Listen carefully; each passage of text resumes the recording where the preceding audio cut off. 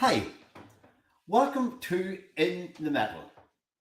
My name is Johnny McElherron. I'm based in Ireland. I am editor of the Watch Press, and also I work with a lot of independent watchmakers and kind of non-mainstream brands. In the Metal every week goes behind the scenes of the world of independent watchmaking, and we go often atelier side to discover the people who are behind some of the most iconic creations of our time. And today, again, is no exception. We are going to speak with a woman who is a hugely influential designer and educator of young talent coming along, and has already got a couple of iconic pieces to her repertoire. And so we're looking forward in a moment or two to talk to the amazing Scottish Fiona Krüger. So to help me along the way and to pick me up every time I fall over, which is like every second word, here is Dan Spitz in Gun Barrel City. Dan, you're looking well there, my man. How's it going? What's going on, my man Johnny? How you doing today? We are full of the joys of summer. Again, it must be on Thursdays we get summer here. So it's like 102 here for the last week. It's pretty hot. It's pretty hot. I wouldn't really like that, you know. We're on the lake, so we're good. But yeah. All is well here. Just keeping really busy. Have a bunch of stuff in the pipeline here that's been going on behind the scenes that will very shortly come out. And so I'm in CAD a lot and at my bench, but mainly in CAD doing a lot of designing, which brings us to a wonderful place with Fiona, who is one of the few people we just found out that I really have not had contact with in this industry. And that's kind of rare. Behind the scenes, I pretty much cross paths with most people doing what I do, either here or over in Europe. And she has been a force for so long, right, Johnny? Like so long in the very infancy stage of indie watchmaking. So if you don't know who she is, you need to stay here for a while because it's an incredibly interesting story of her struggles and how where she's come since inception. Yeah, the funny thing about Fiona is where we often talk with watchmakers and people who are behind the mechanics of it. Fiona has channeled her career as a really avant-garde contemporary designer. And she has navigated her way through the world of watchmaking, jewelry, and also, as I mentioned in the intro, educating as well. And has worked with some of the most amazing young and established talents in that field. So there's a lot to Fiona's story. And with that in mind, I guess we better not waste any more time, and we go and welcome and say, hello there, Fiona. Welcome. Hi. It's so nice to be here. I'm genuinely really, really thrilled. I'm a little bit nervous, but really excited as well. Yeah, so we're two very scary people, so you have a right to be nervous. No, it's very, very nice to meet you, even though it's virtual. That's the way everything is done nowadays, and we're just so happy to have you on here and learn your story and your struggles and your happiness, how you got where you are. I mean, like I said before, I remember seeing, your timepiece that we'll get to in a bit, but I remember seeing that for the first time. And of course, as a metalhead, where, metal just runs through my blood and is my blood. And, it hit home, and I was like, who the hell, like, wow. And that was the beginning of indie watchmaking. You were breaking barriers you didn't even know you were breaking. I think you know now how hard it was. Yeah, I mean, you're right in that. I literally had no idea because I'm not from that world at all. So it wasn't a conscious thing about knowing anything about an industry and having any sort of ambitions like that at all. It was genuinely just like a purely creative thing of what's the best artwork that I can make or the best object that I can design. And that was really my only focus. All the other stuff you only kind of hear about when other people tell you, you know, like as things go on and as time passes. So yeah, totally oblivious. Can you fill everybody in so everyone understands just a little bit of your background and how you know, where you went to school, what you went to school for? Yeah, sure. Well, I mean, my background's in fine art. So I did a fine art degree in Scotland. Then I worked in South Africa in the art scene in an art gallery and for about 3 years. And then I did a master's in Switzerland focused on product design, specifically around craftsmanship in the luxury sector. And that was where I learned about watches, because at that stage, Audemars Piguet was one of the sponsors of the course. There were 4 or 5 different brands who were sort of backing this program. And I'd never heard of them. Like, I didn't know who they were. Watches were not on my radar. I thought they were just expensive things for old guys. And I mean, it really wasn't something that I thought would be interesting. But then, and I also was convinced that this was the project that was going to make me fail my master's. I mean, I was like, okay, this is the end for me. But thanks to that workshop, you know, obviously you do lots of visits to kind of learn about the history of horology, and we visited the AP atelier where I saw the watchmakers assembling the movements, and I literally couldn't believe what I was seeing. I mean, the fact that somebody can screw, you know, a bridge onto a main plate, or even like some of the other really, really tiny components with screws that honestly, they look like dust. I mean, they're no bigger than dust, but they do it by hand. I was like, oh my God, I mean, I couldn't believe it. And then when you get to see all of the sort of handwork that goes into it as well, it's quite amazing as a creative person that you've got one sort of industry with so many different métiers that are executed at such a high level of quality. You don't get that in any other sector. So for me, it was like discovering like Willy Wonka's chocolate factory, but for a creative person, you know, and you're just like, oh my God, you could do all these things.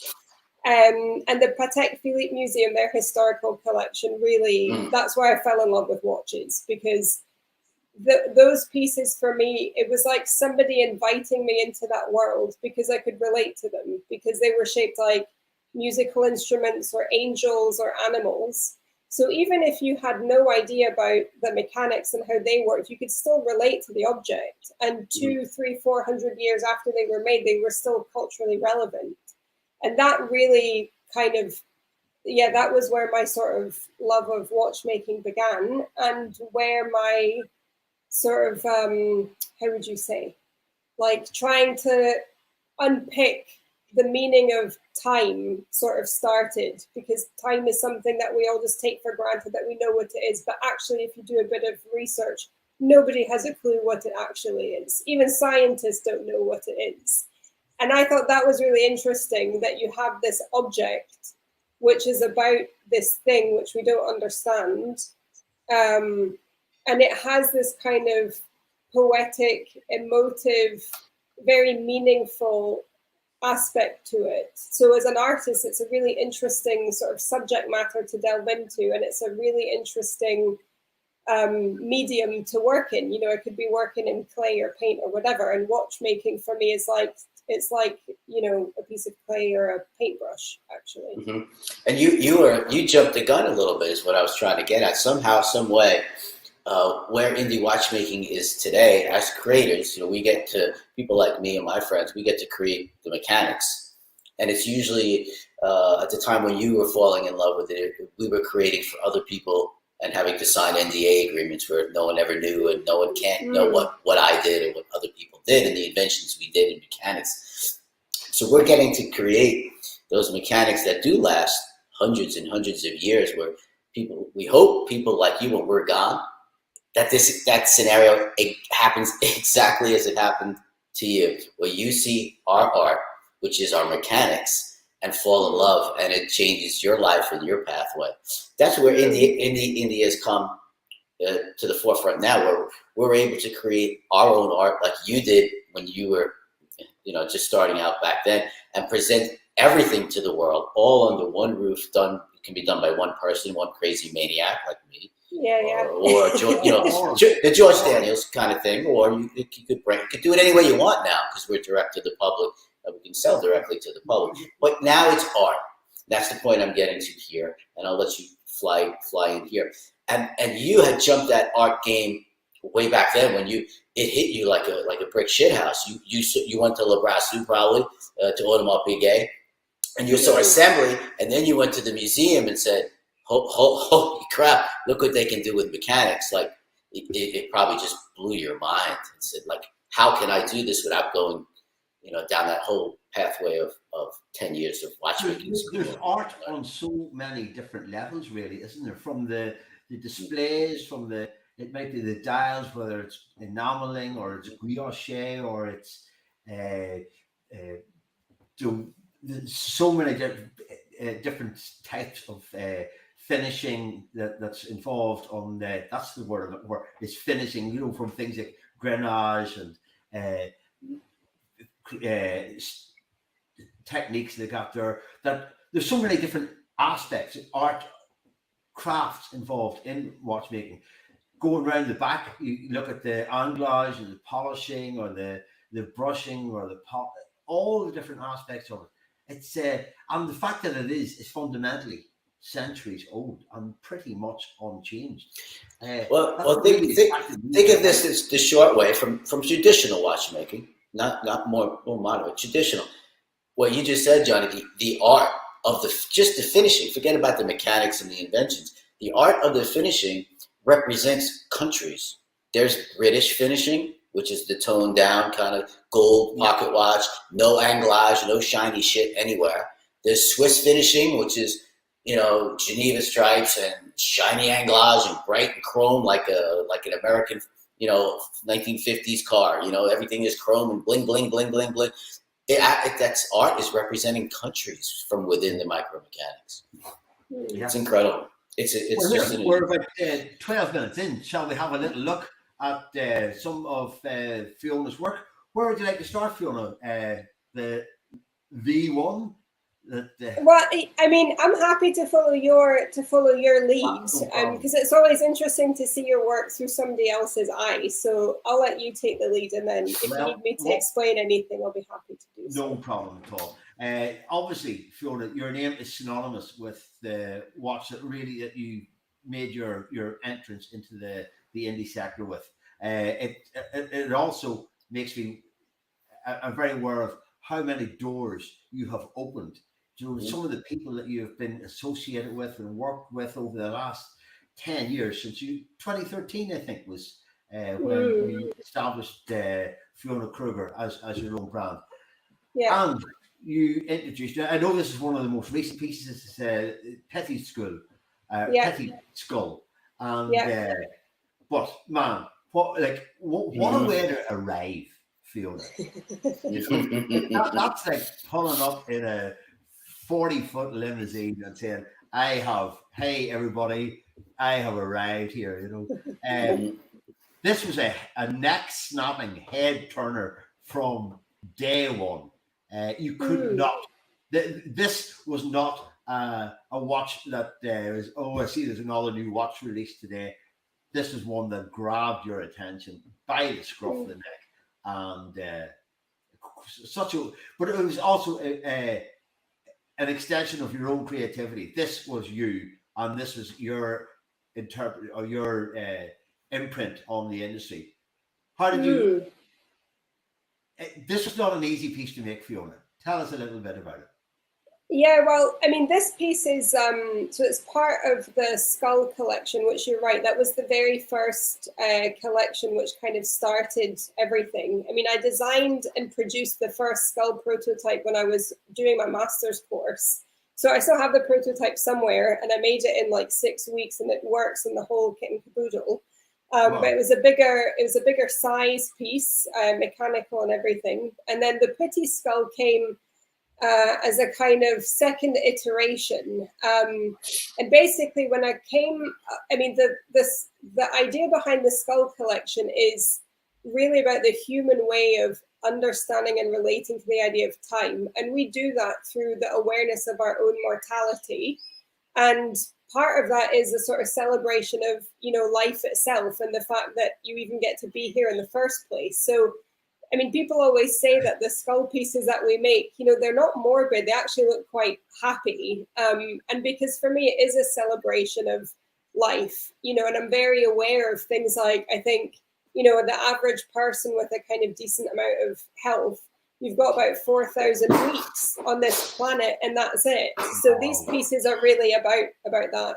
And from a manufacturing point of view, this piece came about because, I mean, I already had a design for a smaller model, but I didn't want, it wasn't just about, oh, let me make it smaller. Smaller to me meant also, you know, to do something which was more sort of, I guess, more kind of refined in a way. And for me, there's a guilloche is a very classic kind of refined technique, which is used specifically in watchmaking. And these patterns are, you know, they're a surface pattern, so they're actually two-dimensional, but they look and they feel very three-dimensional. And for me, what they do is the same as when I'm doing life drawing. They create sort of depth and shade with the way that the lines work and the choice of patterns. So I basically, once I'd figured out the signs that I was going to use, once I'd figured out what movement I was going to use, and once I'd figured out that I wanted to do a guilloche dial, it was about basically deconstructing it. So the dial is made in 9 parts. You'll see there's a choice of 2 different guilloche, a tighter pattern around the eyes and underneath the nose and the chin to kind of almost like recess it. And then a sort of more open pattern on the forehead and the cheeks to like bring those forward, like if you were sculpting an actual skull, kind of using the guilloche to sort of do that.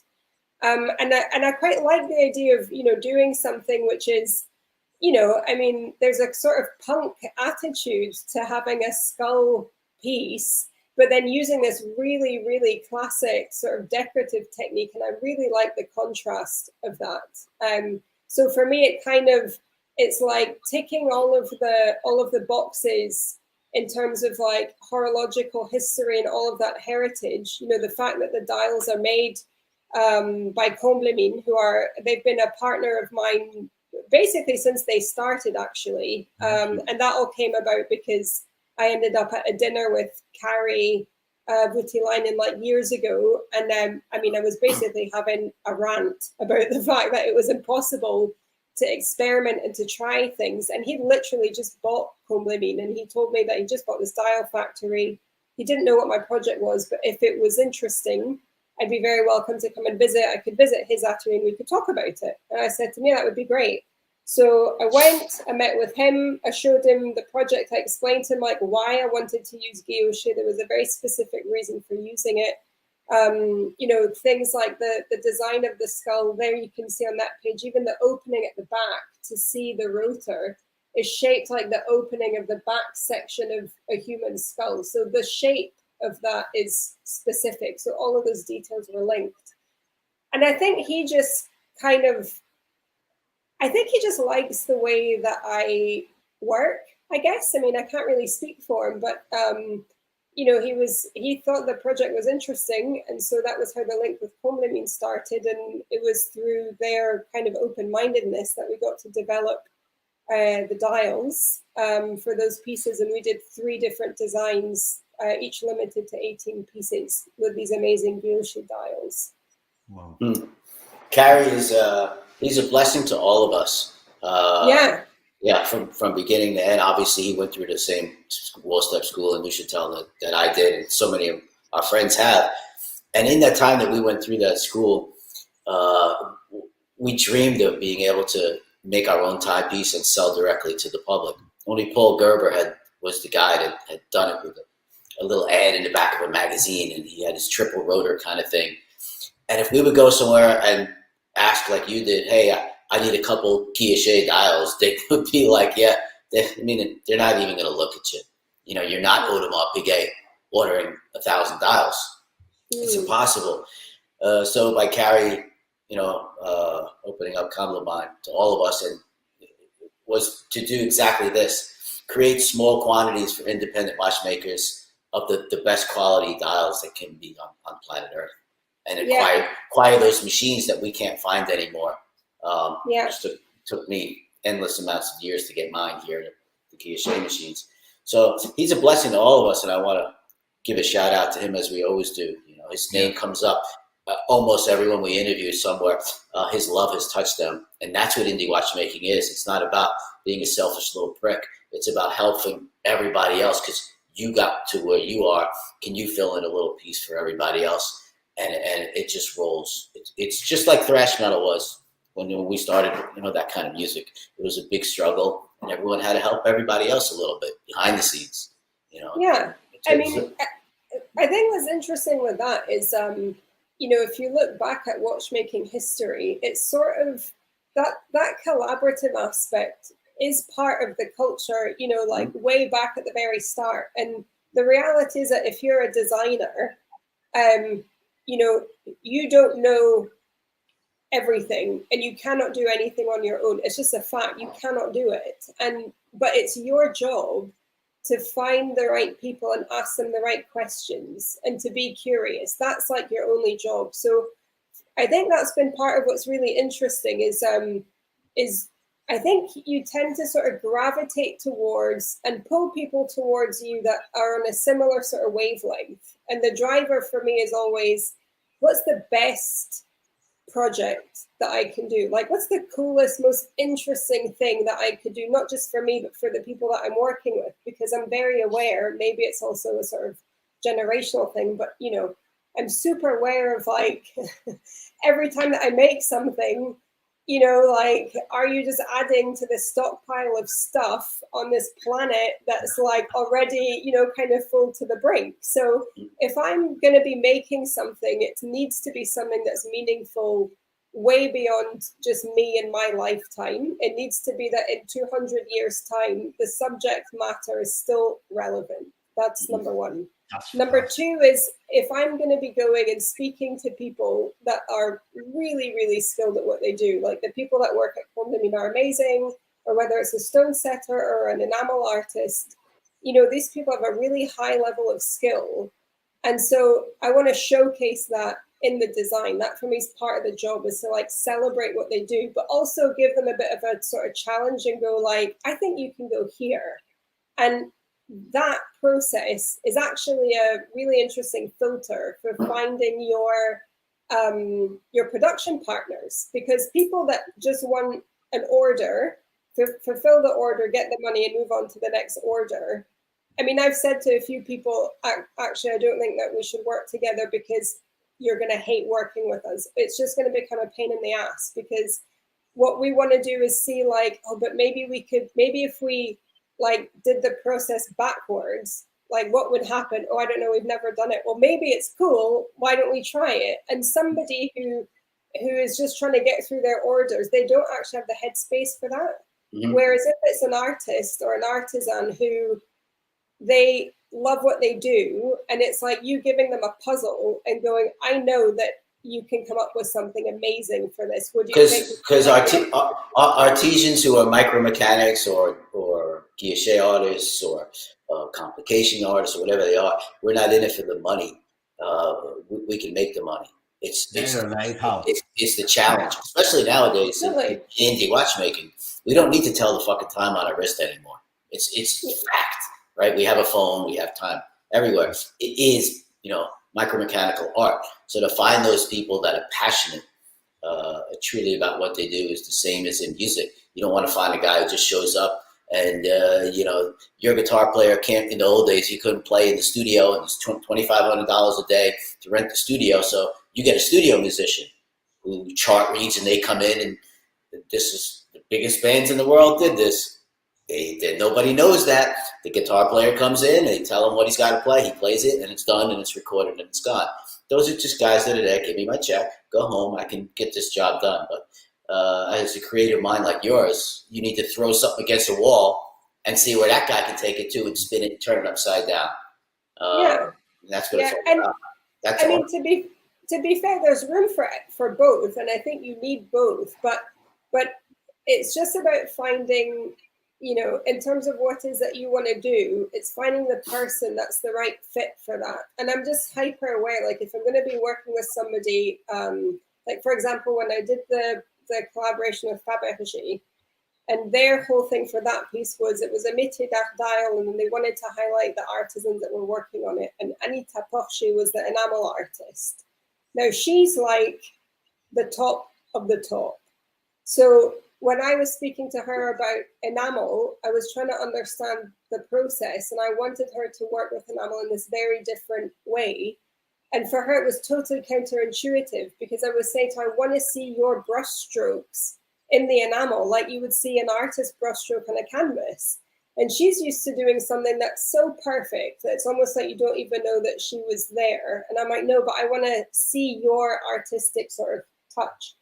But she was open-minded to it, you know, and that's the difference, is just, is the person curious and they think, yeah, okay, let me try. And then, and that is basically a filter of how you find the people that you sort of work with. You know, if you want to do stuff that's is more driven by the project than other things. So obviously the big question is the skull watch is probably, you know, the watch all my fans probably would have, if I would have come out with that myself, they would have been like, yeah, that we knew that's what you would have done, Spitz, you know? So, well, like, were you a metalhead? I mean, did this come from just, or at all? Like, what kind of music did you listen to growing up? I mean, honestly, a bit of everything. And no, I'm not a metalhead, but I don't have anything against it. Like, I really do listen to a wide variety of stuff. Although having said that, when I'm doing something and I need to just sort of get in the zone, I tend to listen to house music because it has a beat that's sort of repetitive, rather than something with like amazing lyrics that then you end up like being distracted from, you know, the bloody work you should be doing. So with the skull pieces, it really, I think it was a mixture of, you know, this sort of continuous train of thought I've been having about time. And this skull symbol is a really easy way to package up all of those really big ideas. It's universal, so regardless of culture or background or anything, everybody recognizes that. And that to me was important, because somebody who doesn't know anything about mechanics can still relate to the piece. And then if they want to learn more, then they can, and then they can look at, you know, the kind of decorative techniques, and then they can look at the caliber of the movement, they can look at who made it, and they can do all that research. And there's this sort of foundation of, you know, really good quality, high grade Swiss watchmaking, but you don't have to know all of that to be able to relate to it. You can just look at it and it makes you feel something, or for some people, maybe not. But, you know, that was really the sort of background to that. But what's interesting is the kind of people who buy our pieces, because I'm sure the retail partners that we work with would love for me to be able to say, oh, you know, it's like male age, like 30 to 50, like this kind of profile that buys our pieces, for example. And the reality is it's just not possible, because there's a lot of symbolism used in the pieces. Different people relate to them, whether it's the chaos watches or the skull watches, from a sort of emotional point of view. So you'd almost have to do more like a sort of psychological profiling to be able to say who would buy it. Because I've designed pieces for us, which I just assume are maybe more for women.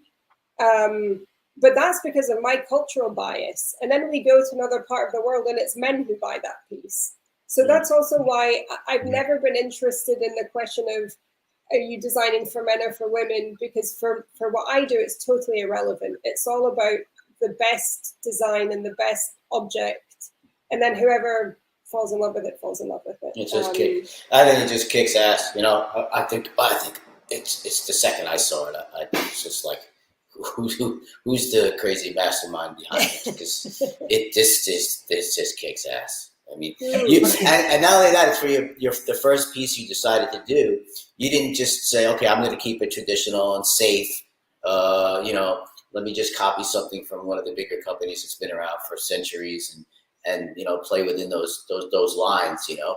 That's what I said at the inception when we started talking here, is that you broke that indie barrier that of us being able now, today, in this year 2022, to be able to produce micromechanical art and sell it to the customer without a big boardroom of people telling us that won't sell, or that will only sell maybe 800. And a skull watch, I don't know who that would appeal to. I mean, a couple metalheads, like, that's about it. So it's not profitable. You broke all those barriers way back then, and it worked. You kind of showed it. And back then, when women in the watch world, let's face it, they gave you a day job to put on the balance bridge, and that's what you did every day, all day in Switzerland. So you really were at the forefront and breaking down barriers way back when, and I want to give you creds for that. Everyone has to know that you did this, you broke through, and your watch was a success out of the gate. And we're all proud of what you did. It's hard. You weren't a watchmaker, right? But it just the bug bit you like a collector. And a lot of collectors also they get the bug so heavy that they want to go make their own timepieces. Some of them do for a little while, and they find out how hard it is, to find the suppliers that keep supplying, not just that first run and then they disappear, which is the norm. It's hard. It's not an easy thing, right, Johnny? Yeah, well, I think, Dan, that Fiona, yes, she's one. Like we have often talked about.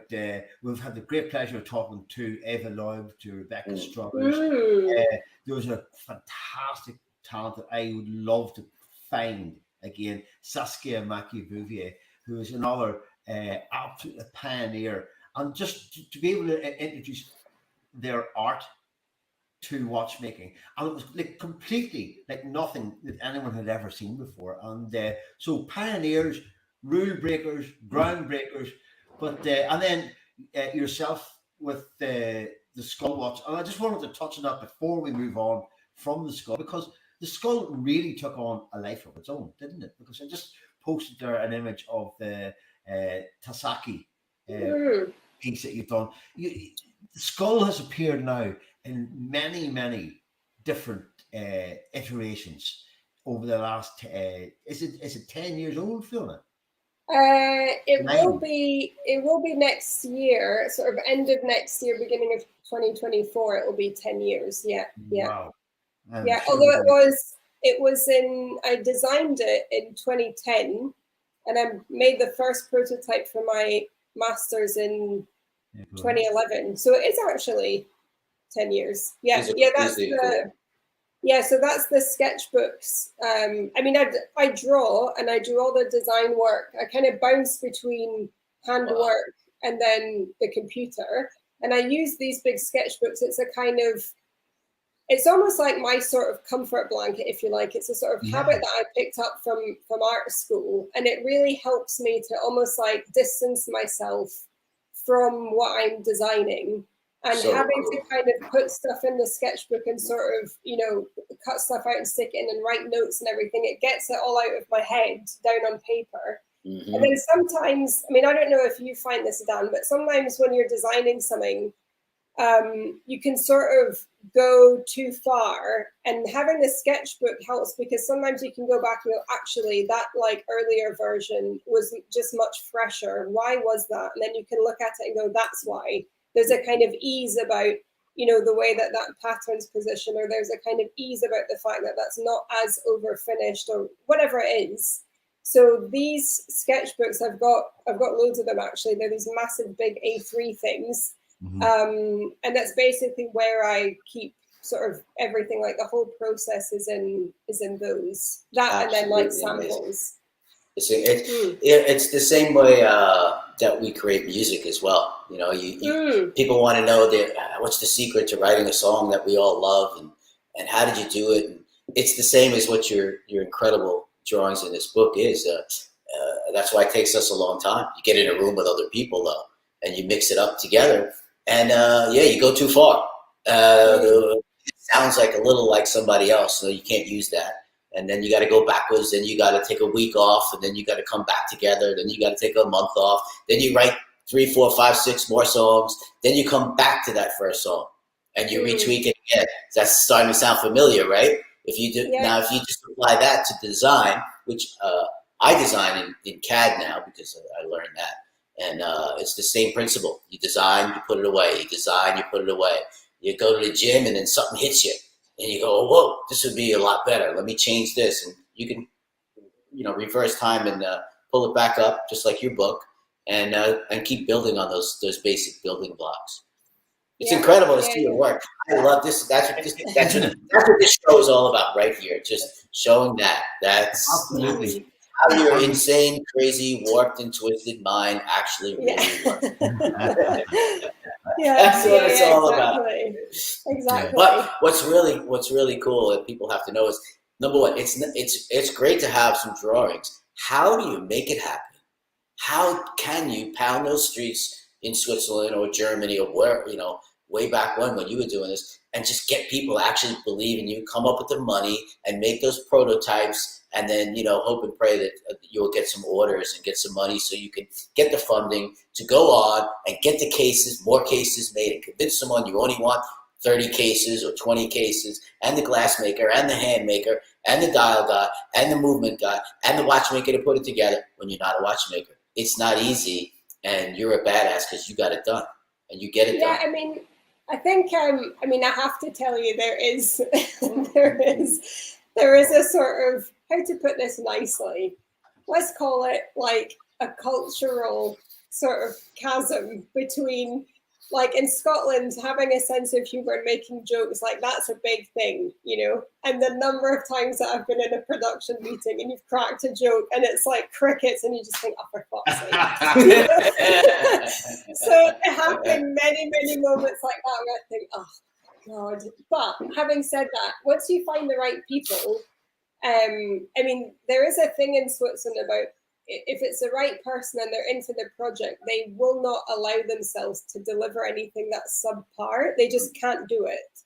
So that's actually really amazing. And I do think at the beginning, when I first started, I remember somebody asking me about this, and I said, I think it's a combination of, like, I'm a bloody hard worker. I was really determined and sort of clear about my vision, and I was blissfully ignorant, because if somebody had said to me, here's a list of all the bullshit, of all the potential problems, of all the stuff, I would have gone, oh, sack that, I'm going to go do something else. But I didn't know that. And actually, because I didn't know, I think you don't focus on all of those things, and you just focus on like finding solutions to stuff. And I do think the fact that when I started, I was 20, when I started going around to like find suppliers, I was 26. At the time I had blonde hair. And I think these Swiss guys were like, who is this, like 26-year-old blonde little Scottish chick with this big sketchbook? Like, is she really serious? And I think at the beginning they were sort of waiting for like the hidden camera to appear. And I was like, no, I really meant it. And I would be in production meetings and they would sort of start, chatting, and it's all in French, and they're flinging about, like sort of technical terms that obviously they know I don't know. And every time I would just pull them up and say, I don't understand that, show it to me. And I make them show me, because when you show somebody how something works, everybody can understand it. It's really not difficult. But if you throw around terminology to sort of alienate somebody, it's like, of course they're not going to know. And I wasn't embarrassed about saying, I have no idea what you're saying. Like, show me on the thing. And then I would just go, oh, okay, well, that makes sense. But maybe if we change the angle of this, like that would still work. But then it would allow me to do that. And they would go, oh, yeah, okay. And I think the fact that you just sort of, the way of the conversation for me, it was always very collaborative. And I think they felt that. Then they want to help you and they want it to work, rather than me seeing them as, oh, you're a supplier and I'm placing an order with you. That's a different relationship, rather than I've got this idea of like this thing and I think it can work because of these things. What do you think? And then they're like, well, I would do this way or that way. And then you have a discussion with them and it's cool and they want to be involved. It's really not that that more complicated than that. And it does help, I think, to like, what was it I said the other day to what's his name? Dave from Scottish Watches. That was it. I was saying to him something quite simple, which is just don't be a bell end. Like it's very easy. But if you're a nice person to deal with, it doesn't mean that you have to agree to everything that people say, and that's not it at all. But if you're just a nice person to deal with, people want to work with you. Yeah. And I think that actually goes really a long way, to sort of doing that. I mean, my husband also tells me though that I shouldn't play poker because my face doesn't lie. So sometimes I'll say the right thing, but he's like, everybody can see in your eyes that you're thinking shit. But I think, I think you see, hopefully you see that from the time you started in school with the dream and made it happen to where we are now in indie watchmaking, what's happened to indie watchmaking? I mean, look at Carrie, look at Calm the Mind, look at his, just him and so many other people. It's come a long way. So we are like a little heavy metal family, a very loving people. There's a couple pricks in there too, of course, like in any other business. But mainly it's come a long way. And we do all help each other. So it was quite different back then. I want people, you make it sound like it was easy. But back then it was certainly a little bit more of a struggle than it is now. So we commend you for breaking down those doors and doing it your way. Do you think that as a woman that you had to work harder to get those doors open, to get those agreements signed, and for people to take you seriously? Do you think? Do you know what? I've thought about this, and I actually don't know. I genuinely don't know, and I never will know, really. But I mean, there's some. I mean, I have had some instances where there's some comments that have been made where I'm just like, right, okay, but it's not. It doesn't come from a bad place. It's just it shows somebody's sort of bias. Like their sort of assumptions about different things. Like even, for example, if you're like developing a design, for example, the fact that with the putty skull, because it's smaller, the assumption was smaller, it's for women, you're going to want something with diamonds. And I was like, why? It's just not at all how my brain thinks. So there is this kind of assumption in terms of like women and aesthetics, and that all women like stuff that's pink and with flowers. And I'm like, no. And if you look at any other industry, like I remember saying to a few people in the watch sector, look at the fashion industry. They don't come out with one kind of fashion for women and all the brands make one thing. You've got androgynous, you've got tailored, you've got boho, you've got floral, you've got all of these things. Whereas with watches, it's not so much anymore, but it used to be like the terminology. I remember a couple of guys in the States saying to me was they used to call it pink and shrink, which is literally make it smaller, make it pink. And that will do for the ladies, maybe shove some diamonds on it. And then that makes it a women's piece, which it doesn't. It just makes it a small watch that's pink with diamonds on it. It doesn't have anything to do with that. So I think that's something I do think has changed from when I started until now. I think there's that mindset is like, people are aware that doesn't make any sense. Yeah. So I don't think so in terms of that. But yeah, I mean, there have been a few meetings where you just have to, let other people have their moment because it's important for them to be heard. And then you speak. And there is the thing of if you're not necessarily happy with something, if it's to do with quality or whatever else. I mean, this isn't an issue with our supply sort of partnerships that we've got now, but at the beginning, when you sort of go, but this quality is not up to scratch. And if you're a woman, you're difficult. And if you're a man, it's because you know what you want. And that is just something that I had encountered. But I don't think that makes the person a bad person. It's literally just it's like asking a goldfish in a goldfish bowl, what do they think the water's like? They don't even know they're in water. It's that kind of a thing.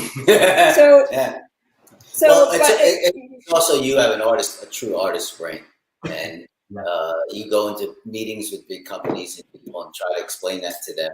and they shake their head and they nod their head and they're quiet and they listen, but they don't have an artist's brain. They think differently than us. I've been in numerous meetings giving out ideas of certain mechanics and things and ideas, and they just shake their head, you know, and never work. And then 2 years later, I see that in their watch, and it sells and it works. It's not just that they wanted to say rip me off or my ideas. It's they didn't get it at that time. They really had it. Yeah, artist brains just think different. We think outside the box, you know. You think about, I mean, everything I do in my artistic career is not following someone else. It's way out the other side that people don't realize what I did for 10 or 15 or 20 years later, and then they follow along. It's hard to decipher. We're 45 minutes in. We're going to have to shoot along here. We've got a question from Thomas, who is Watches and Wonders, one of our great dear friends. Fiona, he wants to ask, do you see the design process being different if you're designing a large clock like the Vanitas or the smaller watch, or the same energy, same processes that go into do both? Thanks, Thomas. Yeah, for me, to be honest, the process is very similar, I'd say, at the beginning, in terms of like, at the start, it's okay, what's the sort of concept, and then you sort of flesh that out. So it's like a brainstorm. I do a whole bunch of research. I pull up imagery that's linked to the kind of, the sort of base idea, and then you kind of refine that. And from all of that sort of filtering process comes a kind of aesthetic language that sort of becomes really apparent. And then it's about translating the technical and the mechanical side and this aesthetic language and making them one piece. So for example, with the Vanitas clock, like one sort of quick thing of how you build a bridge between those two ideas of the aesthetic and the mechanics is that this mechanism has a power reserve indicator. And it's positioned at the lower part of the movement. So I said to Lippi, well, couldn't we make that the mouth? And as the clock starts to lose power, the skull starts to yawn, and that would tell you that it needs winding up. So that's like merging the aesthetic with the kind of personality of the skull with the technical side and sort of bringing them together. Now that's something that I would do regardless of scale. The bit where there's a difference, but it's not 100% different, it's just different because they're different kind of objects, is that, I do a ping pong between drawing something and then working on the computer and then printing something, even if it's just on paper at scale. Because in a watch, you can obsess over a detail and then you have it one-to-one and you're like, oh, you don't even see it at all. And on a clock, obviously, it's at a different scale. So there's a different sort of consideration of kind of playing, with the proportions of stuff. So that's where the big sort of difference comes in. The other issue with the clocks, especially with Lippi, is that there's an expectation of a surface finishing quality level that's the same as on the surface of a watch dial or the bridge of a watch movement. But this is massive in comparison. So visually, their kind of, quality criteria are basically like amplified like 100-fold, because they have to have this kind of perfection over this massive surface area that you see. And that's also really kind of interesting. So, yeah, I mean, that was a kind of long-winded answer to basically say it's pretty much the same. And then when it comes to like dealing with stuff one-to-one, then it probably changes. Well, it gave us an opportunity to take a look, as I said, how the skull has really stretched his legs and how it has led on to so many other variants. And but of course, then probably your most rock and roll watch is the what came after that. It was the chaos, the entropy. Yeah, that's right. That's pretty hardcore rock and roll, because that's completely, again, groundbreaking, because we ain't never seen anything like this before, and also uncompromising in every way. You have worked with Agenor, who have created I'm interested to know what your input into the design process of the movement, because obviously you had a meeting there to sit down and talk with Agenor to tell them what you wanted and what your vision was, and they come up with the movement. So how did that work? Yeah, well, I mean, I met Jean-Marc Viderecht, who founded Agenor, a few years back, actually. And then, you know, we would sort of meet up at different watch events, and he likes the way that my brain works, and I have a lot of admiration, and I just think he's such a lovely, amazing person and a real genuine creative spirit. So anyway, fast forward a few years, and he said to me, you know, if you ever wanted to create your own movement, you know, I'd be really interested in working with you on that. I think we could make it work. And I said to him, really? And he was like, yeah. So I just jumped at the chance. And I had this idea for Chaos, which is the second collection. So if Skull is about the human way of understanding time, which is through our own mortality, Chaos is about the scientific way of understanding time. And that's all to do with entropy and this kind of knowing that as time moves forward, and it only does move forward in one direction. And we know that because things always go from order towards chaos and never the reverse. And I thought this was an incredibly beautiful idea of chaos and this kind of anarchy as being a defining characteristic of time, and then watchmaking, which is all about perfection and order and everything being pristine. And I love the idea of kind of shoving these two contradictory ideas together in a piece. So the fact that Agenor were like, okay, if you want to design a movement, we'd be happy to work with you and then we can make it. I had to look at, you know, different movements that they'd done. And I was like, okay, and I mean, I make these paper mock-ups, like really simple paper mock-ups where I have all of the components and I can see, and I'll say to them, okay, these bits must all stay together and I cannot play with these, but these bits, as long as they're interlinked, I can play around with. And they were like, yeah, that's basically the gist. So I designed the movement so that it looks like it's kind of mid-explosion, like it's going bang. Yeah. So, and the reason why I wanted to do that was because it meant that I could stretch out the gear train. So on the image on the right, that's the front of the movement, and the image on the left is the back of the movement. And on the right, you can see the gear train is sort of stretched out all the way down to the bottom, because that's the bit which it's the most animated, it moves the most, and the components look the most beautiful. And then I designed these sort of opening kind of explosion windows that like frame the most interesting parts of the movement so that your eye is drawn to those. And then the barrel of the mainspring, which in this image on the left is at the top right, and on the left image, which is the back of the watch, is at the top left.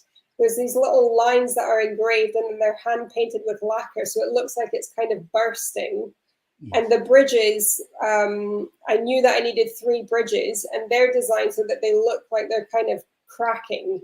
So all of the sort of visual language is leading back to this idea of chaos. And for me, the sort of symbol of something chaotic is something exploding, you know, or sort of breaking apart. So visually, that was a way to kind of translate that. And the thing which is interesting with this movement is that the technical and the aesthetic are 100% linked, because aesthetically it's to highlight the beauty of the mechanism. So I need to understand all the technical part and how it works and what goes where and what moves really quickly, what's static, and all of those bits.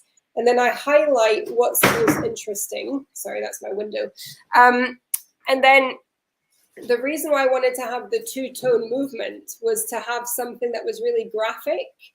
And you know, if you look at sort of pop art, Roy Lichtenstein did a print of an explosion, and it has this really sort of graphic, almost like a sort of cartoon comic strip feel. Yes. And that was kind of also one of the things that I was thinking about when I was designing the movement. And then the dial versions are the same, where, you know, the dial is made up of parts. So in this one, you can see there's a sunbrush dial, which is a very classic kind of easy sort of dial finishing that you would see on a sort of gentleman's watch. but then there's this kind of explosion with these silicium bursts that kind of break the dial apart. So there's this kind of punk sort of attitude. I mean, this one to me, it reminds me of David Bowie, like a Ziggy Stardust. You know, if he was a watch, I think he would be this watch. It gives me that kind of feeling. And then, you know, those choices or that sort of aesthetic concept is carried through in all of the choices. So, for example, the case is made out of titanium, not because titanium's like a trendy material, but because if you think of an explosion, it's really light. So it made sense to use titanium, which is a light material, rather than a really heavy material. So all of the choices design-wise always have to link back and kind of reinforce the sort of seed at the beginning of the idea, basically. And then the technical side comes into play, and then that has to make sense as well, and it all kind of comes together. It's how you're not a metalhead is beyond me. Everything you do is based on explosions, skulls, killing, destroying, maiming, hacking. You know, it's not. It is. You do actually fall into that metal category.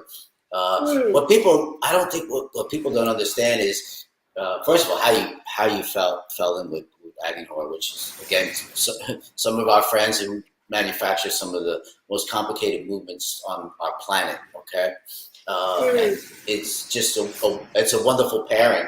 People have to know the complexity to make something like this. Most people would just make an exploded dial and be done with it. I just need a movement shaped this way to go this far. This is an actual skeleton movement, number one. Number two, it basically has to be an inline movement tilted. This is not easy, and it should not be like taken easily. It's a complex movement. It's to manufacture and work with mechanics into art, like you said. It's all becomes one. I mean, that is what indie watchmaking is. It's taking the idea out of your brain, and because you're not a watchmaker who's able to go cut gears and really like go in your workshop like here and do it, you have to explain that to someone else and find that person that actually can suck that stuff out of your brain and make your vision come true. That's a good friend. That's a good friend to have. I mean, I think what's really interesting with them and with all of the different people that we work with is the fun part for me is to go and look at what they do. Because I'm not a watchmaker, it means that I see what they do from a totally different viewpoint. So, for example, when they're like assembling a movement, I'll look at it and go like, oh my god, like that gear looks amazing, and the watchmaker is like, yeah, okay, because they work with that all the time. But I'm like, no, that looks really cool. Let's highlight it in a way by, having an opening that's this shape, because then that like draws the person's eye to that, and that's really what we want to see. So it really is a kind of dialogue between the person that's making or that's specialized in their skill, and then me coming along and kind of seeing what they do with a totally new sort of outlook, if that makes sense. If you look at this picture and then put yourself into the ancient brain of a Coram Golden Bridge watch, and whoever is a mechanic, and who we all see this as watchmakers, that's the complexity of what we're looking at here. It's just not easy to do. It's very difficult to do. But you pick the right people who don't think inside the micromechanical box. If you know their chronograph and what he's invented and how many patents he owns on that, that's something that we all, as chronograph experts, dreamed of someone be able to do since the invention of the chronograph, and no one's been able to figure out how the fuck to do it. It's all him. Because we have these little sub-registers and gears all over the place. Why can't you just get those hands in the center? Get them in the center. There was no way. The geniuses of micromechanics, there was no way until him. That's sitting down with to say, hey, I want my exploded watch. It's a walking genius, basically. Well, Jean-Marc, beautiful people, beautiful family. Absolutely. We've had the pleasure of talking with Nicholas here, and absolutely fantastic. But there is a connection there with Aggenhor, with Jean-Marc Friedrich, with with women's watches, because he worked with Van Cleef and Arpels and some of the most extraordinary. One company who did not pigeonhole their female customers by saying, "Oh, yep, slap a bit of pastel color and a bit of a nicely bright strap and some precious stones." Like Van Cleef and Arpels really went the whole hog with it. With that, again, Jean-Marc Friedrich. So this is somebody who is obviously clearly open to suggestions and a problem solver and someone who could translate your ideas and make them turn them into a living, beating thing. And, what Johnny and I have been trying to say, and hopefully you hear us, is you somehow, not being a watchmaker over these years, fallen into the exact correct people to bring your dreams. You could have really fallen in the wrong people. There's plenty of good people who make wonderful movements out there in Germany and in Switzerland, and it would not have come out what's in your head. Somehow somebody guided you or something guided you to find these correct people, because we know we know the creators and their minds. Some are like, by the book, and I make the best of this and this, and then there's the outside thinkers. You've fallen in and made masterpieces. I think you knew what you wanted, and I think so. Yeah, I mean, to be honest, I do think that's it. I mean, you're right with Jean-Marc. He is a creative spirit, like 100%. The whole. If you think about Van Cleef and the term poetic complications, that's from his soul, because he has that ability to. He gets the mechanical part 100%, but it's not just mechanics for mechanics' sake. It's mechanics, and he uses that to tell a story. If you look at the Hermès watch, le temps suspendu, so the suspended time, where you can literally stop time, and then when you want the time to go again, it will go. I mean, that is such a beautiful, poetic idea that came from him in terms of going, well, that's a great idea mechanically, like this is how you would make a movement that does that. And then there comes the design piece of how do you bring that to life in an object that kind of speaks, that same poetic language. So yeah, I mean, I think, if I'd gone to another movement manufacturer, I don't think I would have made it with them, because they would have just gone, I don't like, this doesn't make sense, or I don't understand why, or whereas I think, like I was saying at the beginning, you sort of tend to attract people that have a similar desire or passion to you, I think. So yeah, and these two pieces are versions that we did this year as part of the Tasaki collaboration. So, and that whole collaboration was also using mother of pearl for the dials, which we'd never used before. Because frankly, there wasn't a real reason why I would have used mother of pearl. I hadn't come up with a valid idea yet. And obviously Tasaki is a Japanese maison. They're specialists in pearls. They have their own pearl farms. What they do with pearls is, frankly, it's mind-blowing. And they're extremely avant-garde as a brand, highly, highly creative. So for me, the mother of pearl was perfect because it acted like a bridge between my world and their world, and it warranted using it in the pieces. But I wanted to celebrate the beauty of the mother of pearl itself, like as a material, the way that the light hits it is really enchanting. So I wanted to contrast that with these really bold, like graphic patterns, which means that half of the mother of pearl is hidden, and it makes you almost want more of it. You should have the feeling of like when you're eating a dessert and it's just too small and you want another bite. That's what it should feel like, rather than having mother of pearl splashed all over the place. So that was really the kind of starting point with these pieces. And then obviously with the chaos watches, it was this idea of something sort of exploding. So this kind of linear marks that make the dial look like it's almost being torn apart. Were sort of developed, and then we worked with a decalc artisan to do the decalc of the dials. So that's the kind of printing of those patterns on it, and they all have to be printed by hand.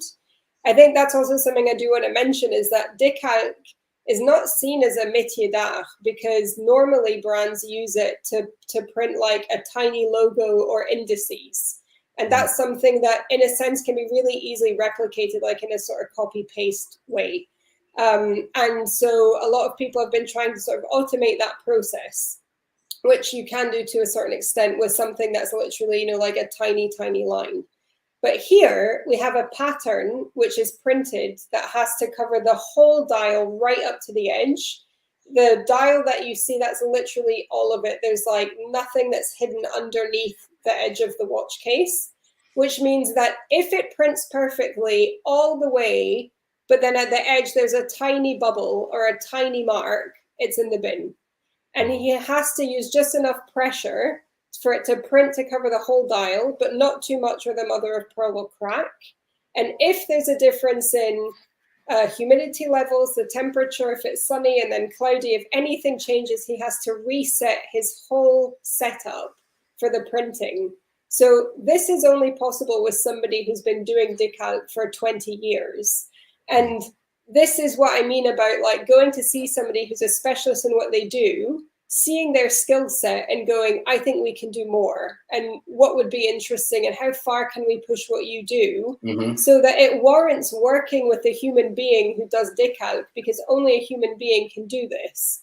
Whereas a decalc, which is like, I'm going to print my tiny logo in the corner, well, that can be automated, you know? And so this for me is a way of really highlighting what's special about this person and the beauty of the material and bringing it all together in a design that's, that's pretty contemporary, I think. Well, stunning. I'd love to see those in person.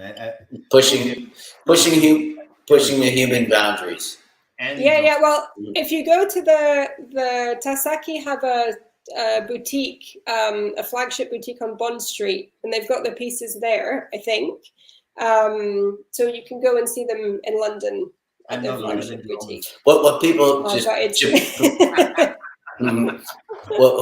people who are watching just a brief synapse of that, on almost all watches, the dial goes on to the movement and it gets screwed to the movement or however connected to the movement. And then there's the dial bezel goes on top, and the bezel covers the edge of the dial, which can be messed up. Most of the time it is. It could be chipped or whatever. It covers just a little bit of it. You're not seeing the actual edge of the dial. On Fiona's timepiece, she just said, no, I want to see it all raised up and be level. So that edge needs to be finished perfectly because you're actually seeing the edge. That's wacky. I mean, I wanted people to see, like, I mean, it came because with the chaos pieces, the movement design came first, and I wanted you to see all of it, which meant the case had to act like a frame, but be almost like sort of invisible. So design-wise, that's quite complicated because it needs to do a really important job, but it shouldn't be the star of the show, and it should be really a generous opening to see everything. So it makes sense. And then you have the watchmaker that's assembling it that has to put the dial on, and he's like, I hate this design because he's got no margin for error. He has to place it perfectly. He can't really touch it any way he wants. It's really like, you know, they have to be in their zone, like, don't talk to me, put your earphones in and just like, you know, work with it. So it's not complicated just for the sake of being complicated. It's all linked back to the design. It's just that sometimes in the aftermath, the people doing the assembly, you're like, but they're highly skilled and very capable of doing it. So no, we're basically sitting there going, who is the fucking idiot that designed this? They're not a watchmaker. It's not done the traditional way, you know. But that's what's cool. You know, what's cool is this question that's up here from Chuck P. Is what I was going to get at. Is, you know, if I played the music way back when in the time machine, that the same music that was out there, and I like this music, and I'm just going to play that guy's music, and it's going to be heavy metal, and it's just going to sound like Black Sabbath. So I'm Black Sabbath too, and that's my new band, and I sound like Black Sabbath. And I'm going to get a singer that sounds like Black Sabbath. I'll sell some albums. We'll go on tour. Maybe we'll be the opening band for Black Sabbath. I fit right in that mold over there, just like pop music, or, you know, it's very similar kind of stuff. That don't float my boat. My boat is, how can I be a creator and be a creator of something that wasn't before me? Take the building blocks that were in me and make music that hasn't been here before. will people follow it? And how many can I, even if it's 8 or 10 people in the beginning and they get it, will that spread like the Grateful Dead? I mean, they did it. It's possible to be underground, not get on the radio and have stadiums of people come to see you where the rest of the world doesn't even know the name of your band. But you're selling out stadiums bigger than the bands that they're worshiping on their radio stations. It can be that way. We don't have to please everybody. We're not going to please everybody. It's our art. If we get that chance to give that love to the world, where it really is coming from your sketchbook, that's what it's all about. That is indie micro mechanics at work and giving that love back. And someone's putting that on their wrist, and they know your story, Fiona, because it's not just a watch and a symbol and art. They need to know your story of you stood in Audemars Piguet's room and it hit you. It was life-changing. You said, could I go to a museum? Where's there a watch museum? What the hell is this stuff? You made your way to Patek Philippe and blew your mind again. And you were like, I got to do something. And that's indie watchmaking. You created art. You figured out a way. You pounded the streets of Switzerland to get it done. And you did it, and you're still doing it. You've mentioned Chuck P there had a question. I was going to ask that big long one. Yeah, I do want to touch on another area of Fiona's work, but you've mentioned it, so we'll put the question out now. Chuck P, thank you very much for your question. Chuck P wants to know: does Fiona feel that the watch market understands her watches in the way that she wants them to be understood? Does the delicate fusion between art and technology come across fully, or is there a communications challenge at all? Or not? Yeah, I think that's really interesting. It is interesting because it depends sort of who you're speaking to. Like, for example, we've had clients who have never bought a watch before, and our watches have been the first watch they've ever bought. But they're more sort of, not always, but, from the sort of creative world, if you like. And then they kind of understand the mechanical side. But then we also have people who are sort of watch collectors who are from that world. And then maybe the sort of like artistic part of it is the thing that's newer for them, rather than the mechanic part, which they sort of understand. So, I mean, in a strange way, if I'm honest, I don't need people to get all of the details and all of the ideas and all of the things. I just don't. It's more like you make the thing, it looks like what it looks like, and whoever relates to it. Like when I buy art, like there's a painting that I bought when I was in South Africa that I love, and I'm sure I don't even know like 10% of what the artist was thinking and intending when she painted it. But when I saw it, it just spoke to me. But now that it speaks to me, I bought it from her directly, then I'll ask her about it because now I'm interested, but I don't have to know all of it to be able to relate to the piece. So in that way, I feel like our watches they're kind of like a Trojan horse. Like you get it on the sort of first level, and then there's all of these other layers underneath that, if you're interested, are there and they're all valid, but you don't have to know them all to be able to relate to it. That being said, there's no denying that my sort of art background and just the way that I think about stuff has a big influence on the pieces, but then you tend to sort of tailor how you explain them based on the interest of the person that's in front of you. Like some people want to know all the technical stuff, in that Agir noch movement, there's at least like a good 20, 30 minutes of technical stuff that you can talk about. But then there's other people for who that's not what makes their heart beat when they see your piece. They want to know about the sort of the philosophy side. Some people don't give a shit about that, and they just want to know about the design part. And you can tailor it depending on the person, because all of that's in there. And it's more interesting for me to learn about how do they see what I've made, because that's really interesting to see how somebody else sees your work. Sometimes is really surprising in a cool way. Yeah. But see, if less than 1% of the population happens to like your art, there's 8 billion people or so plus in this world. That's a lot of freaking people. The rest of the people, it doesn't really matter. And if you can break some new boundaries, and it's your art, and you actually get to do that, and not have anybody twist it between you and the person that you're giving that love to, that's everything. That's it. You didn't sit in that boardroom and have somebody twist your idea just to sell an extra 15 watches a year. That's what indie watchmaking is. That's what it is today. That's what we all represent behind the scenes, and we try to push to the collector that he knows he's getting a piece that represents our struggles. Your struggles from where you went to where you are now. That we struggle to do whatever we do. My struggle of putting my actual physical blood to restore these machines that took years and years and years to find, that enable me to make the gears, the main plates, the bridges, and make a watch all under one roof. That's my story, and I get to give that back. That's what indie watchmaking really stands for. And we're all really proud, again, of what you've done and how far you've pushed that boundary. Who cares what other people think is the bottom line. Who gives a shit? Nobody. It's my art. Either you like our fucking art, or you can find another guy's fucking art that represents you. That's what art is. The beauty of that is that there's so many different tastes that you're going to find.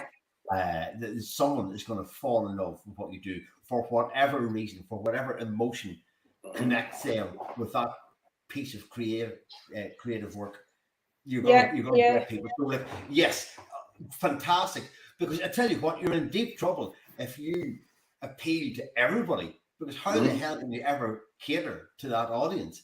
It's far better that you connect with 1 in 10,000 people who really get what you do. Because 1 in 10,000 still makes a lot of people. But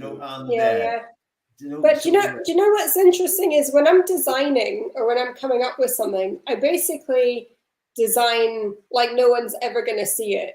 I mean, I really don't think about other people at all. I've got certain criteria for myself that are really important. Like it needs to be about an idea that's meaningful, universal, and timeless. And so this idea of exploring time for me ticks all those boxes so that in like 400 years time, if somebody finds one of these, it still will matter and be relevant, like the pieces in the Patek Philippe Museum were. And then there's all of my own sort of like criteria and desire to work with the different people that we work with in Switzerland, because I was told, at the beginning, well, you could send your design off to China, have it made in blah. And I could have done that, but I wouldn't have learned anything. And that was more important to me, was that I learned stuff, even though there were times where I was like, wow, this learning is interesting, but, but I did learn something. And, at the end, like when you're lying on your deathbed, you don't get to take anything with you.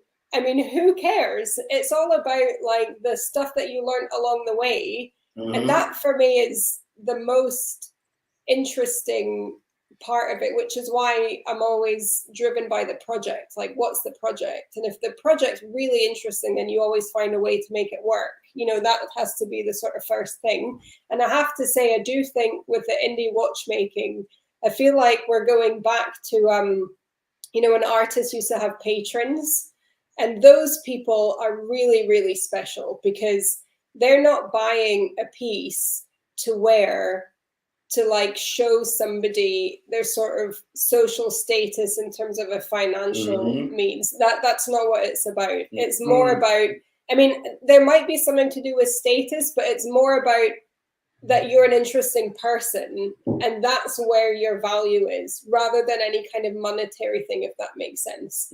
Because when I see somebody wearing like a really amazing, like quirky piece of jewelry, I just think, God, I bet they're really interesting. Like, I want to know about that person. And I think that's more the sort of thing. But you need, for me, it's not clients, it's patrons, genuinely, who are like, this has a value.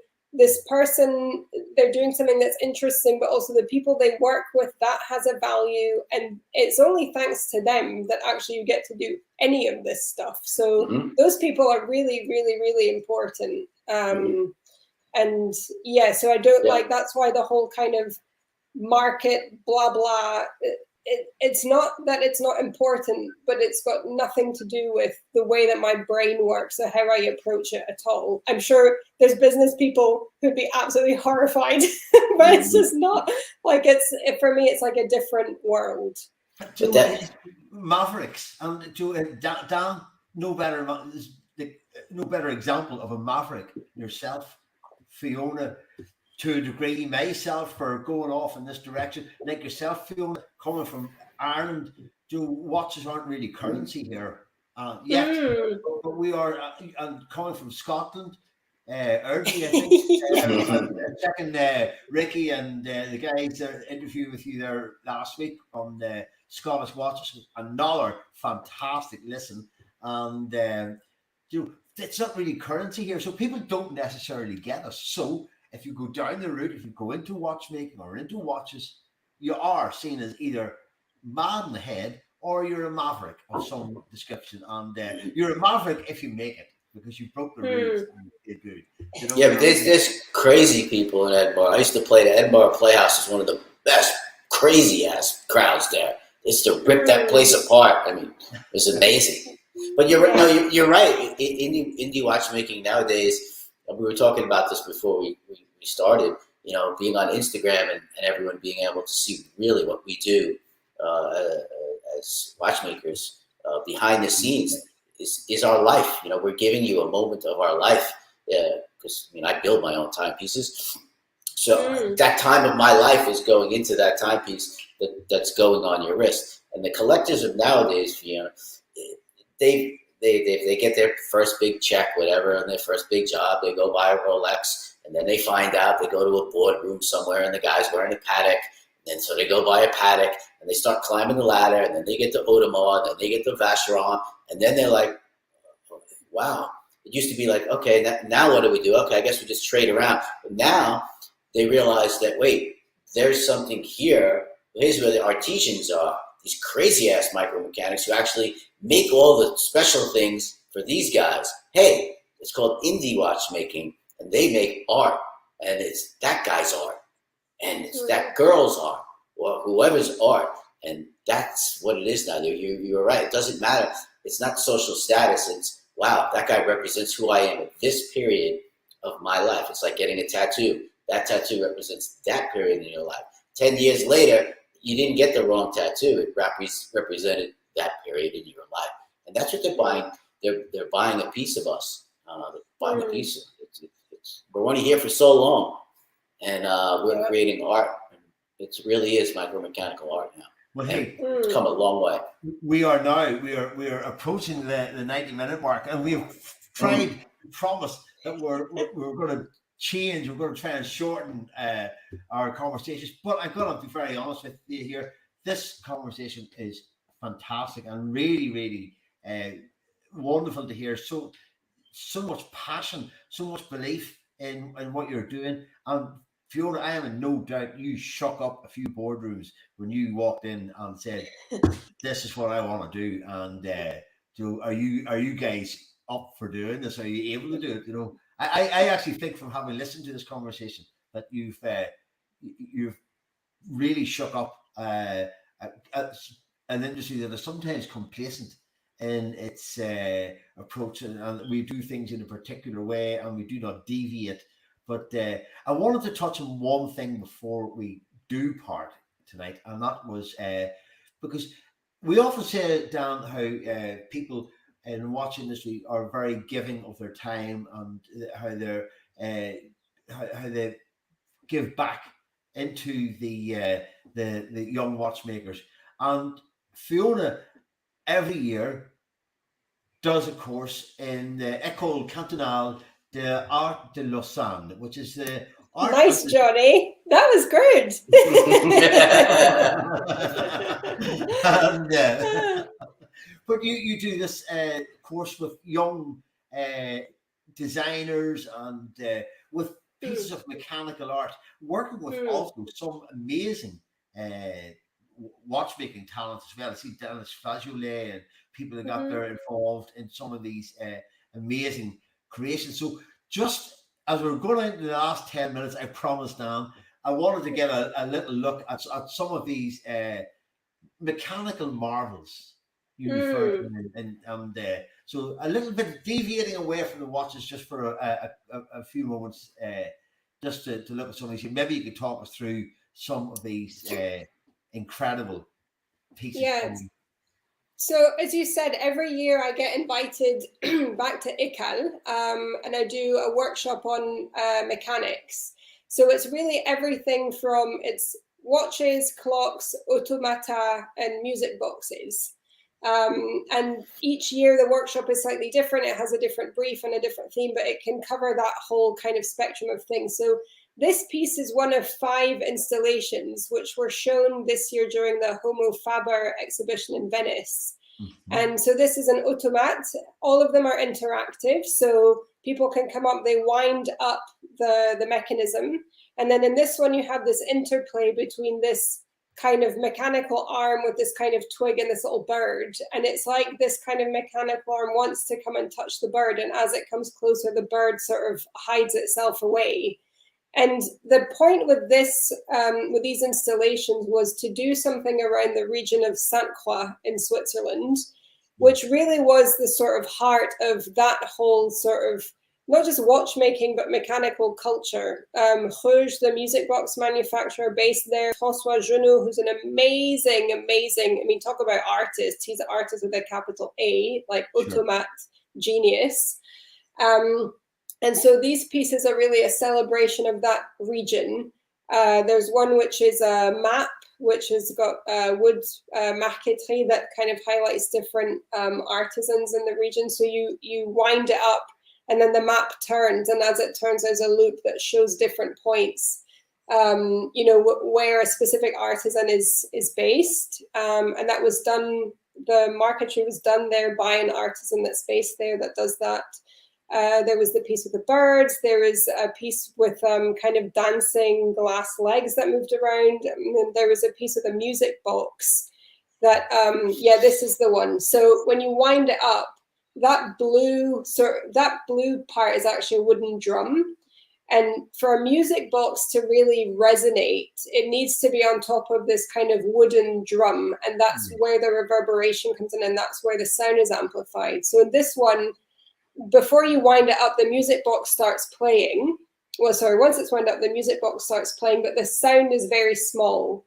And then this wooden drum comes, and as it meets the music box, the sound is really amplified. And the point with these installations is the mechanism is exactly the same for all 5. It's then tweaked to adapt to each installation. So it shows you that with one base mechanism, you can be super creative. The mechanism themselves, I think, look really beautiful. And it's to show that, you know, you can be really creative with something mechanical and it doesn't have to be really complicated. And it's also just to highlight, you know, the different sort of specialities of that region. Yeah, in a really interactive and playful way, because we often feel like, oh, you know, we shouldn't touch those things because they're so precious, and we wanted people to sort of touch them. So so that came out of a workshop that I did a couple of years ago.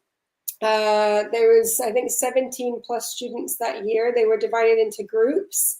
So each group did a proposal. This group was actually made up of all girls. So it was 4 young women. And then, so my job when I do the workshop is to really help them with the design process, help them to kind of build a bridge between their sort of ideas, the technical part of the mechanics, and to really kind of question them so that they validate, does their idea make sense? And then their group was selected, and then the pieces were developed and produced with the artisans in Sainte Croix and then exhibited at Homo Faber. And for me, what's interesting is it's doing these workshops with ECAL allows you to sort of be really, really playful and experiment and try stuff and push what people assume about mechanics. You know, it's a real kind of free creative space. And it's a real pleasure to get to do that every year. Well, I tell you what, I'm delighted that we took an extra few minutes to take a look at that, because this is another dimension, and involving the automata, involving the music boxes, involving those little mechanical amuse bouche, if you like. Okay, they don't look small. They're large enough to have. We could see the scale of them in the installation. But amazing. And this is you mentoring, encouraging, tutoring these young people, encouraging them. Yeah. Yeah, I mean, so the students that come to do the master's course, they come from, say there's 15 students, there'll be 10 different cultures in that room. So people from 10 different countries, totally different backgrounds. Some of them have only done graphic design, some of them fashion, some of them product design. So it's a real mix. But what's fascinating is you give all these people one brief and you see how differently they respond to it, first of all, because of their individual background. That's cool. Then when they find every single year when we do the mechanical one, you can see them going, they're basically going, oh shit, because they're thinking, I don't understand how this works. I don't know how to design anything for this. What do you mean this moves like this? Oh my God, if I move that, it's not going to work anymore. Or they're like, can I move this here? And I'm like, no, because that wheel needs to touch that wheel. Otherwise the whole thing doesn't work and whatever. So, but the point is that they don't have to become engineers in like a week. Like that's not the point. And that's not what's needed of them at all. Yeah. Like the mechanical guys do the mechanical part. You need to know enough so that you can propose something that makes sense.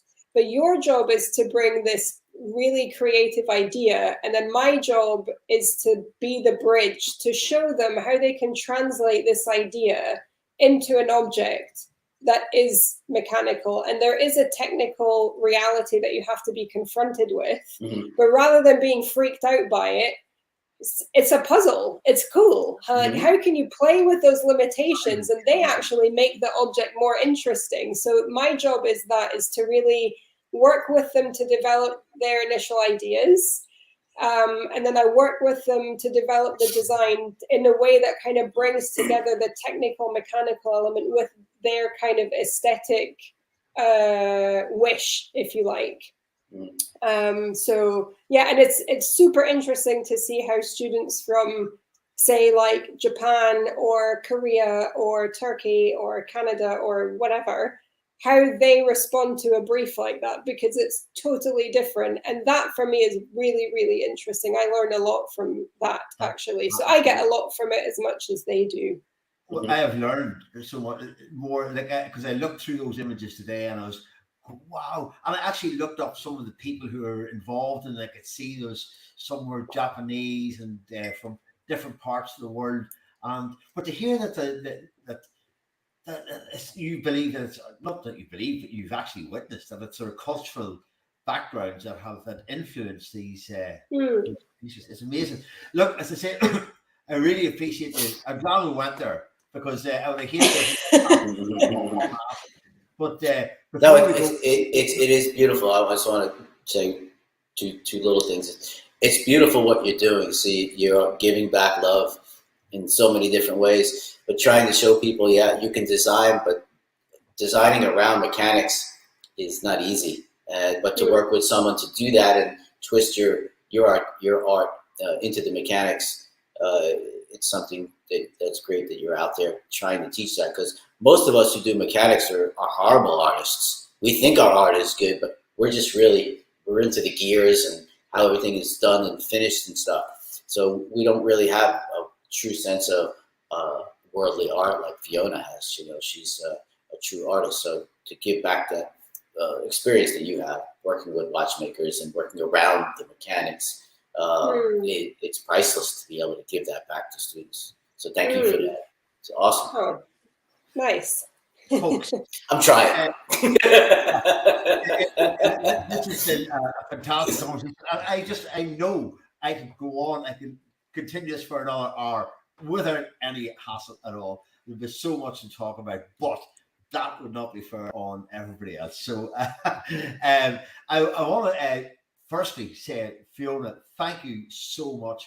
It has been so insightful to hear about the processes that you use, to be it on from your sketchbooks, or going into the boardrooms, or speaking with the watch movement manufacturers, and all or carry out your lining, and people they got there who have taken your art and embraced it and have created and turned it into reality. But that's in no way denigrating from the creative fireball that is yourself, and that this ball of energy. I can imagine whenever you walk into some of these rooms that you're, let you go, God, like, yeah, you should see when I walk into my husband's office, he's like, oh, for fuck's sake.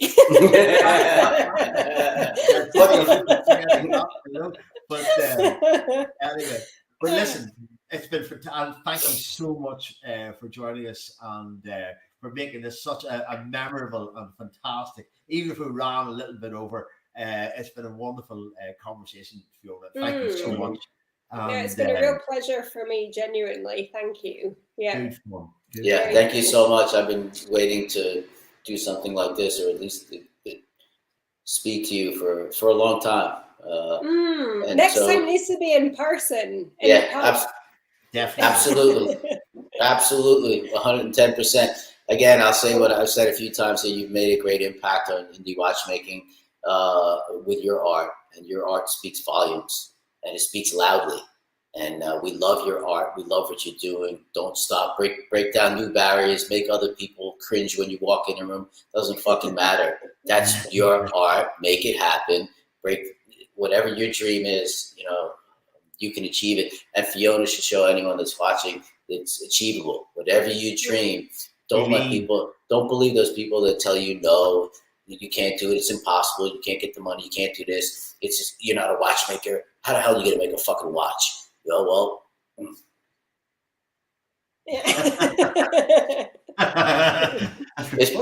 Anything is possible. You can go right or you can go left. Either way. Listen, folks, thank you so much indeed for joining us and for another fantastic conversation. I love doing this. It's bringing some of these amazing people to you, and we're back again next week with another episode. And but from this edition of In the Metal with myself, from Dan, and from Fiona Krüger, thank you so much indeed for joining us, and we will catch you on the next time around. Thank you.